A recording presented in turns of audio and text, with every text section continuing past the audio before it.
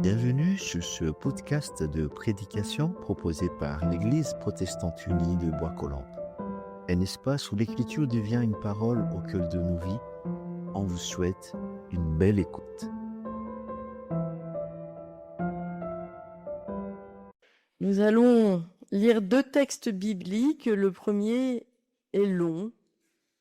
La péricope était proposée plus courte, mais sans le début, ça n'allait pas bien. Alors j'ai rajouté le début. Dans le livre du prophète Ésaïe, au chapitre 58, les 10 premiers versets. Appel à plein gosier. Ne te ménage pas. Comme la trompette, enfle ta voix. Annonce à mon peuple ses révoltes, à la maison de Jacob ses fautes. C'est moi que jour après jour ils consultent, c'est à connaître mes chemins qu'ils mettent leur plaisir comme une nation qui a pratiqué la justice et n'a pas abandonné le droit de son Dieu. Ils exigent de moi des jugements selon la justice. Ils mettent leur plaisir dans la proximité de Dieu. Que nous sert de jeûner si tu ne le vois pas, de nous humilier si tu ne le sais pas. Or, le jour de votre jeûne, vous savez tomber sur une bonne affaire, et tous vos gens de peine, vous les brutalisez. Or, vous jeûnez tout en cherchant querelle et dispute, et en frappant du poing méchamment. Vous ne jeûnez pas comme il convient en un jour où vous voulez faire entendre là-haut votre voix. Doit-il être comme cela, le jeûne que je préfère, le jour où l'homme s'humilie? S'agit-il de courber la tête comme un jonc, d'étaler en litière sac et cendres? Est-ce pour cela que tu proclames un jeûne, un jour en faveur auprès du Seigneur? Le jeûne que je préfère, n'est-ce pas ceci? Dénouer le lien provenant de la méchanceté, détacher les courroies du joug, renvoyer libres ceux qui ployaient, bref, que vous mettiez en pièces tous les jougs. N'est-ce pas partager ton pain avec l'affamé? Et encore, les pauvres sans abri, tu les hébergeras. Si tu vois quelqu'un nu, tu le couvriras. Devant celui qui est ta propre chair, tu ne te déroberas pas. Alors ta lumière poindra comme l'aurore, et ton rétablissement s'opérera très vite. Ta justice marchera devant toi, et la gloire du Seigneur sera ton arrière-garde. Alors tu appelleras, et le Seigneur répondra. Tu héleras, et il dira, me voici. Si tu élimines de chez toi le joug, le doigt accusateur, la parole malfaisante, si tu cèdes à l'affamé ta propre bouchée, et si tu rassasies le gosier de l'humilié, ta lumière se lèvera dans les ténèbres, ton obscurité sera comme un midi.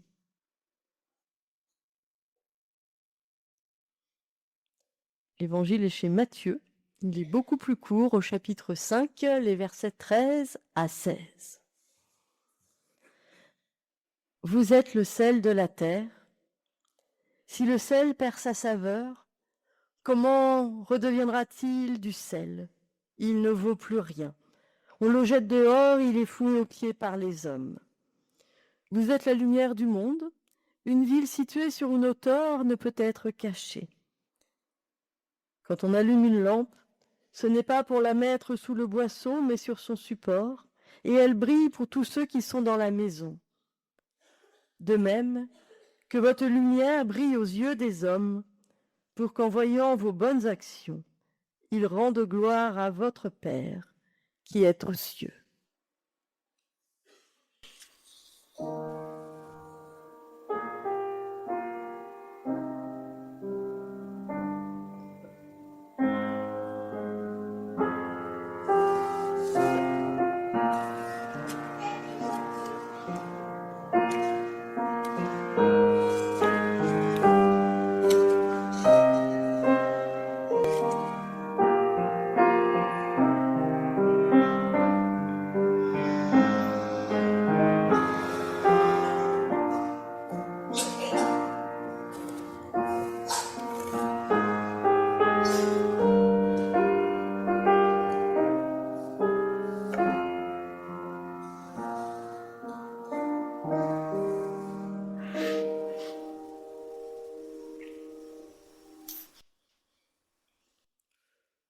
Le texte de Matthieu, je l'ai prêché il n'y a pas si longtemps que ça.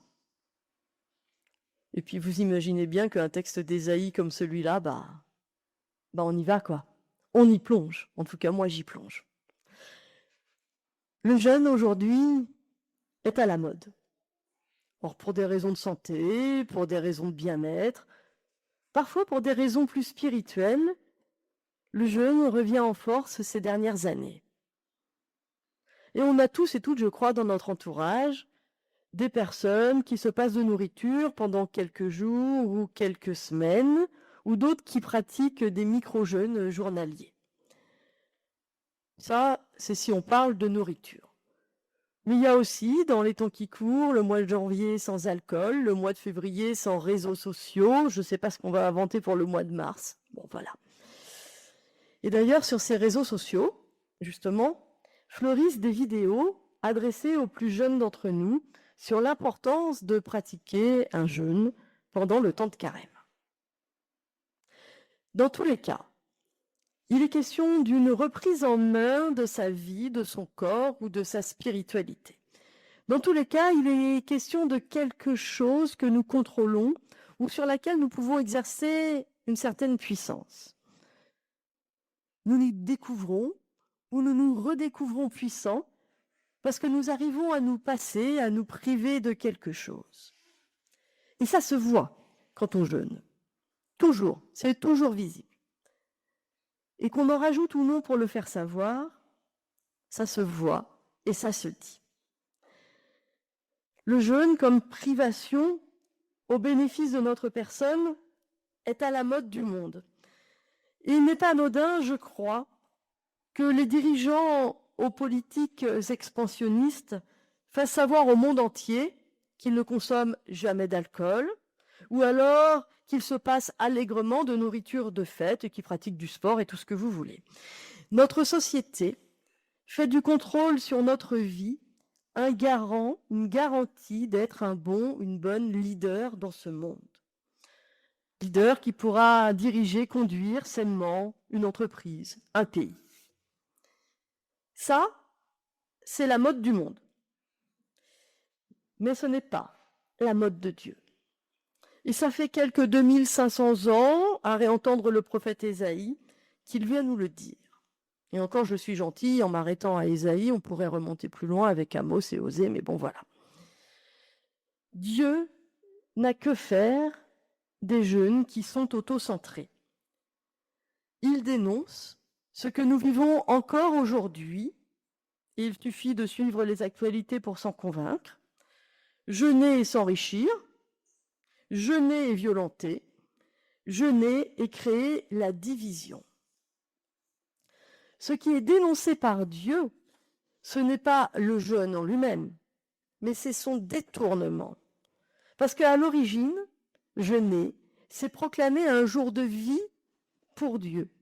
C'est donc prendre l'engagement pendant un temps de vivre pour Dieu dans la relation à un autre. Un temps de décentrement de soi-même, non pour soi, mais pour Dieu. Et à suivre Ésaïe, qui veut dire pour Dieu, veut dire aussi pour les prochains qui sont autour de nous. À l'origine donc, jeûner, c'est entrer en relation. C'est être au service, offrir, et non pas se priver de quoi que ce soit. Un rappel qu'Ésaïe nous adresse, la volonté de Dieu, c'est que nous mettions en pièces tous les jougs et que nous prenions soin des pauvres et des sans-abri. Juste deux demandes qui sont intrinsèquement liées et que nous pouvons peut-être commencer à interroger avant d'entrer en carême dans une dizaine de jours. Mettre en pièces tous les jougs. Dénouer les liens provenant de la méchanceté. Détacher les courroies des jougs. C'est fort ce qu'il dit Ésaïe. Alors ce mot de méchanceté, il est intriguant. En tout cas, moi, il m'intrigue. Parce que je crois qu'il est tellement fort qu'on a parfois du mal à l'employer. Alors les enfants le font, mais pas toujours à bon escient. Il est méchant, il a pris mon doudou. Il est méchant, il m'embête. Il est méchant, il ne veut pas ceci. Et bien souvent, les adultes disent non, non, non, c'est pas de la méchanceté. Et on arrive à dire ce que c'est à ce moment-là. Ça peut être un peu de jalousie, ça peut être qu'il a envie de te taquiner, voilà. On arrive à dire ce qui peut remplacer ce mot de méchanceté. Mais est-ce que nous arrivons vraiment à définir le mot méchanceté? Est-ce que nous l'employons dans notre vie d'adulte ou est-ce que nous préférons le laisser au secret des pages du dictionnaire parce que c'est trop dur à définir? En hébreu, la racine du mot méchanceté, rachat, c'est pas le rachat qu'on rachète, hein, rachat, c'est comme ça que ça se dit en hébreu. Cette racine-là, elle sert à désigner ce qui est coupable, le crime dans la société civile, la rupture volontaire avec Dieu dans la sphère religieuse. Et c'est un mot très fort. Il va jusqu'à être employé quand on veut dire être coupable de mort. Dans ce contexte, quand Ésaïe parle de méchanceté, il ne s'agit pas seulement d'une mauvaise intention, mais d'un système qui écrase, qui condamne, qui prive de vie parce qu'il tue, littéralement. Aujourd'hui, nous pouvons penser à ces lois qui humilient, à ces discours qui culpabilisent ou à toutes ces pratiques qui excluent. Il y a quelque chose derrière ce mot qui dit vos condamnations à mort que vous affligez aux autres, ou encore vos culpabilisations qui empêchent les autres de vivre pleinement, ça c'est méchanceté. Voilà le lien que vous devez dénouer. Et c'est un vos collectif, hein, vos culpabilisations, vos humiliations, c'est du collectif, un ensemble de personnes. Je crois que tous, nous savons ce que ça veut dire que d'être traité avec méchanceté et que d'être culpabilisé. Peu d'êtres humains échappent à cette réalité. Il y a en chacun ou en chacune de nous une blessure qui nous vient d'une culpabilisation. Et nous savons à quel point il est difficile d'en guérir. Alors peut-être pouvons-nous essayer de ne pas les faire vivre à notre tour et de ne pas les infliger aux autres. Ce qui compte en premier pour Dieu, c'est donc déjà que nous arrêtions avec les systèmes qui prennent les personnes de haut, qui les humilient, que nous arrêtions avec ces systèmes où certains se posent en sachant, pour tous, pour toutes, ces systèmes où certains et certaines s'accaparent le droit à leur propre fin aussi, en créant des exclusions. Pour Dieu, le droit ne retire pas le droit aux autres. Le droit des uns n'est pas exclusif du droit des autres. Et même plus, le droit qu'il donne, c'est-à-dire la loi qu'il donne, c'est pour qu'elle soit source de liberté, nous dit ce texte, et non source de souffrance. C'est un droit à la liberté pour tous les êtres humains. Alors ce droit à la liberté, vous allez me dire qu'il est bafoué depuis la nuit des temps. Bah oui, c'est vrai. C'est telle raison. Aujourd'hui, à la différence d'il y a peut-être 2500 ans, aujourd'hui nous ne pouvons plus dire que nous ne savons pas quand ce droit est bafoué, alors au près, mais aussi au loin. Même si je sais bien qu'on préférerait parfois ne pas savoir, et moi la première. Parfois, je préférerais rester comme une enfant, dans l'innocence de ce qui se passe dans le monde. Mais vraiment, quand des personnes se font matraquer ou tuer, dans des pays qui sont censés être des pays de liberté, comme aux États-Unis, parce qu'elles défendent les immigrés, où est ce jeûne de la violence qui conduit à la libération?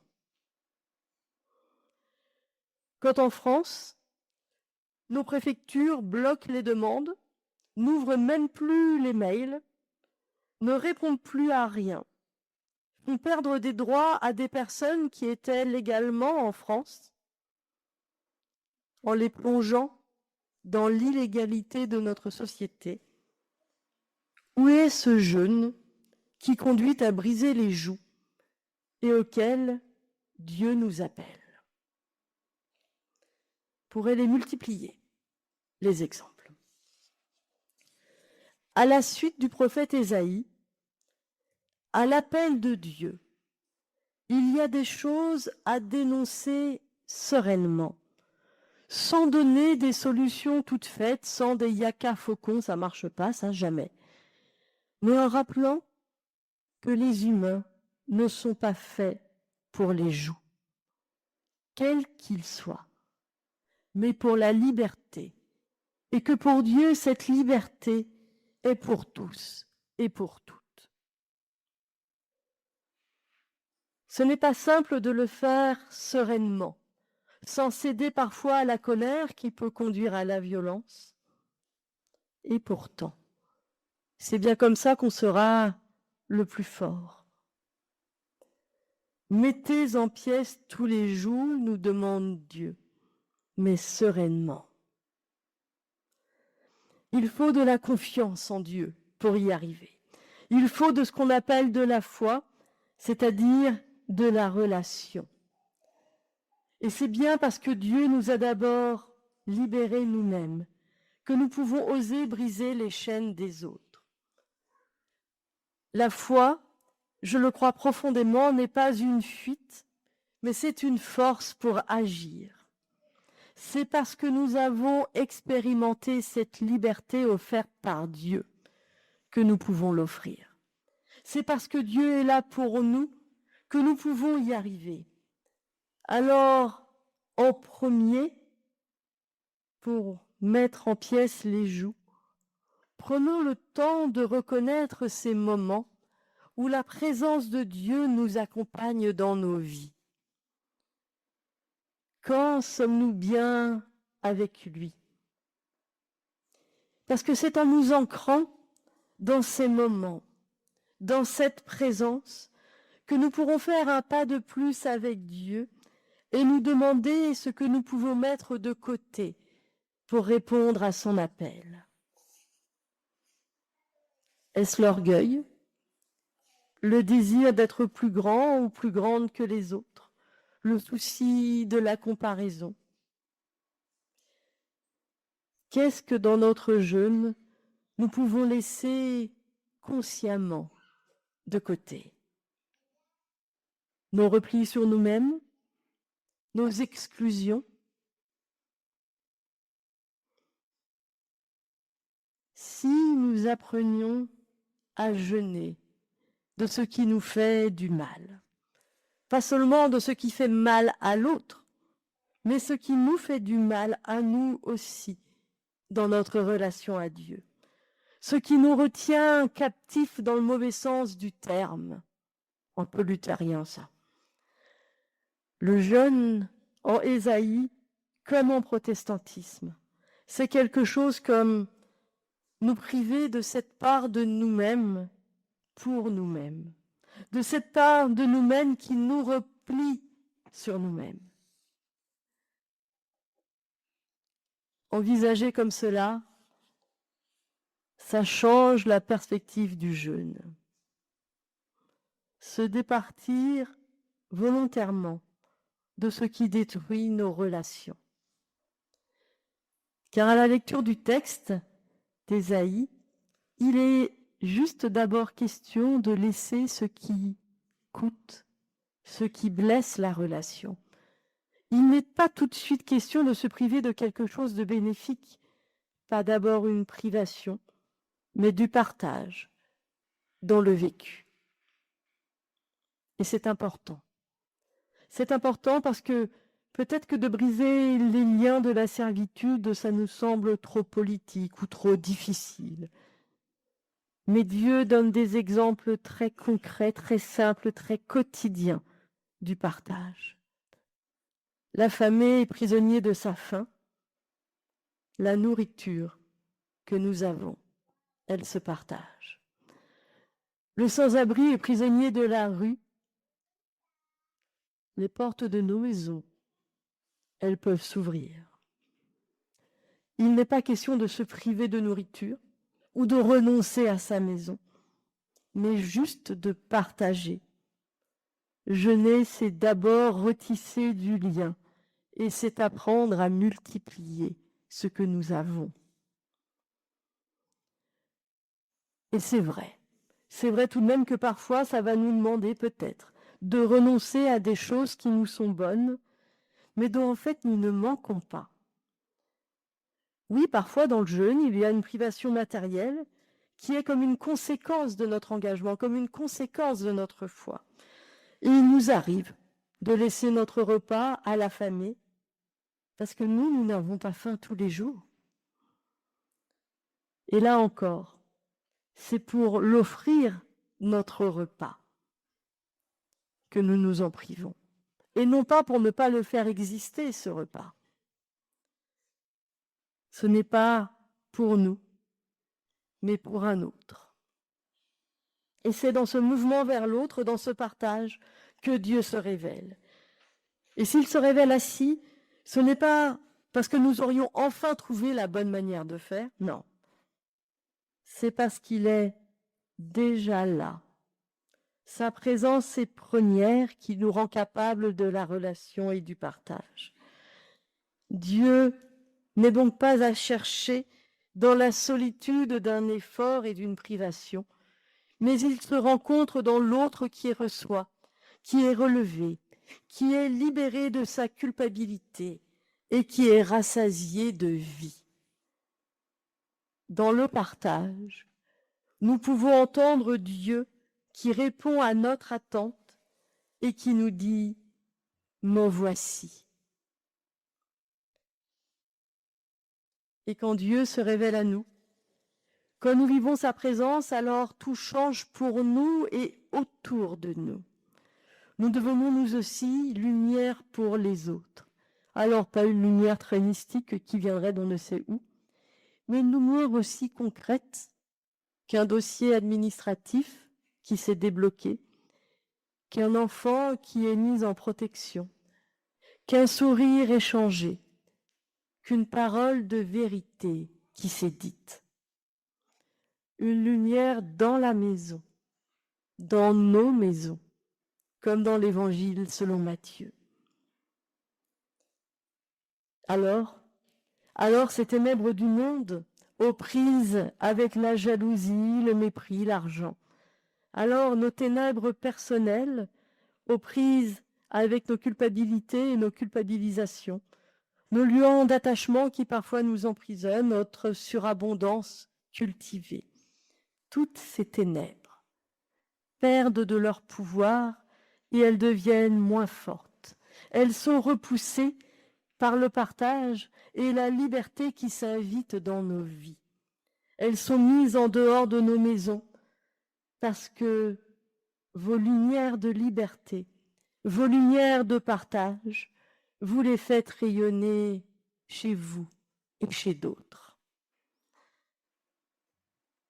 Alors avant de jeûner, avant d'entrer dans ce temps de carême, discernons ce qui nous rend captifs de nous-mêmes et ce qui nous rend captifs de notre temps.